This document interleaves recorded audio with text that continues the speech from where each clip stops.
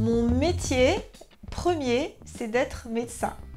Alors j'étais médecin dans pas mal de disciplines et maintenant depuis 20 ans j'écris aussi des romans d'adultes après un court passage par la presse enfantine.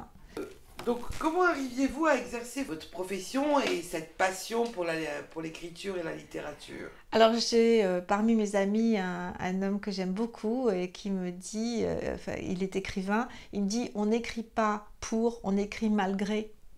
Et c'est vrai que ce monde imaginaire m'a toujours aidé à me ressourcer. Donc comment je fais? Alors je faisais que c'était très compliqué parce que dans la journée je n'avais pas le temps de penser à mes romans. J'y pensais au volant de ma voiture et en marchant avec mes chiens en particulier.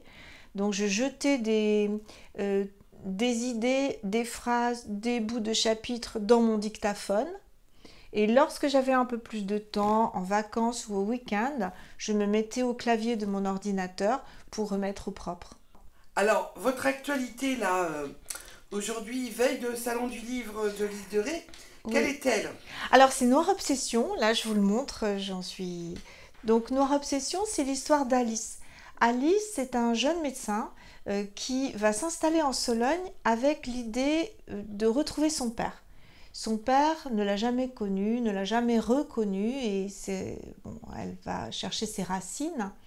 Et donc elle s'installe déjà dans un cabinet médical que j'ai fait quand même très très chouette, faut reconnaître. Et elle va donc mener son enquête. Elle va retrouver son père. Son père est un reporter de guerre assez meurtri par la guerre du Liban, ce qui m'a permis de parler un peu des psychotraumatismes. Donc Alice, elle rencontre son père et elle va aussi rencontrer le mystère. Le mystère, c'est que sa maman, qui est morte peu de temps avant, ne lui a jamais dit que sa grand-mère maternelle avait été assassinée. Et elle se demande pourquoi.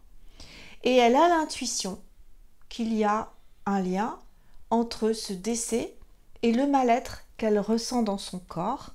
Alors là, c'est un peu le médecin de douleur chronique qui a parlé, puisque on sait très bien que derrière une douleur physique, il y a souvent une grande souffrance. Donc elle va mener son enquête. Donc c'est une histoire un peu tordue, comme j'aime les faire.